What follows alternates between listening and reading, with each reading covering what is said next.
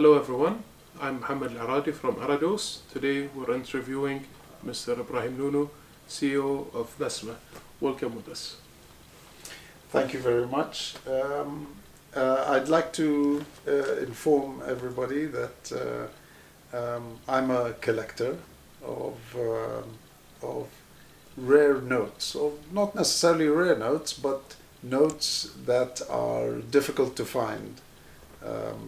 And that's because I started off in the money exchange business in the 1980s. When I came across a lot of banknotes that needed to be sorted, needed to be processed, and needed to be exchanged. And during that time, we used to go through a lot of banknotes from the United States, from Europe, and from the Middle East. And what we found is that a couple of times we found during the processing that error notes used to be passing by us. And when we saw an error note, we were really surprised. And we used to think, well, will the central bank accept this error note? Will other institutions accept these error notes? So we thought, well, we'll keep them to one side. And slowly, as we kept them to one side, we decided to start collecting them, because it was a very interesting kind of time for us. So we had $100 bills without the proper seals on them, $100 bills without the proper marks, and without the proper numbers on them. And from that time, I started to collect them. And I decided not only to collect US currency, but to collect European currency as well. So I had one very nice piece, which was a £20 note, which had overprint on it. Now, obviously, when they do their quality controls and the printers print the banknotes, they definitely get a lot of notes which they remove from the system, but they destroy those notes. They're not allowed to put them into circulation. Exactly. So the number of error notes are very little all over the world. And if you look today at the prices of what people are paying for error notes, it's increased about 20-30-fold.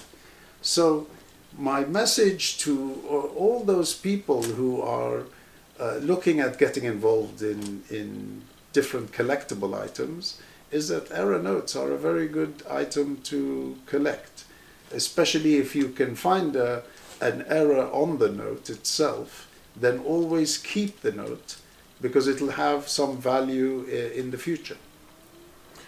Do you think, Mr. Ibrahim, in general, the industry of banknote collections, whether it's error, whether it's the old currencies or the new ones or the fancy numbers, different categories, in general, do you believe, as an experienced man, a businessman, do you believe that it's a good investment to start?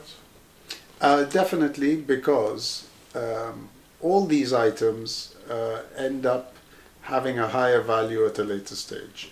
And we are surprised at what kind of higher values come in. I mean, I've always known that one man's rubbish is another man's treasure. Exactly.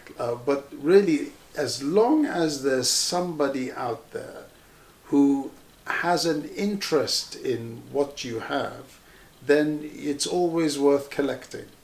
And definitely we're seeing that there are people who take a very good interest in collecting these banknotes. Banknotes, and just like stamps, are a very interesting subject. So people like to see the background of the banknote itself. They don't just look at the banknote. They look at the background. They look at the history of the banknote. They look at who signed the banknote, and then they can place the banknote in the historical context where it was. So that's exactly why when people pay millions and millions and millions for paintings, they're looking at the historical context of it. So banknotes have that same ability to generate money because of the fact that they are looked at historically. Okay. One last question.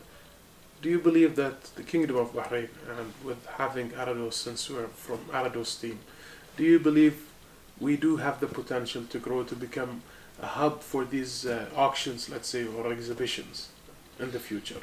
From my experience now with Arados, and from what I've seen, the answer is yes. You have the basis, and I think you've created awareness in a very good way.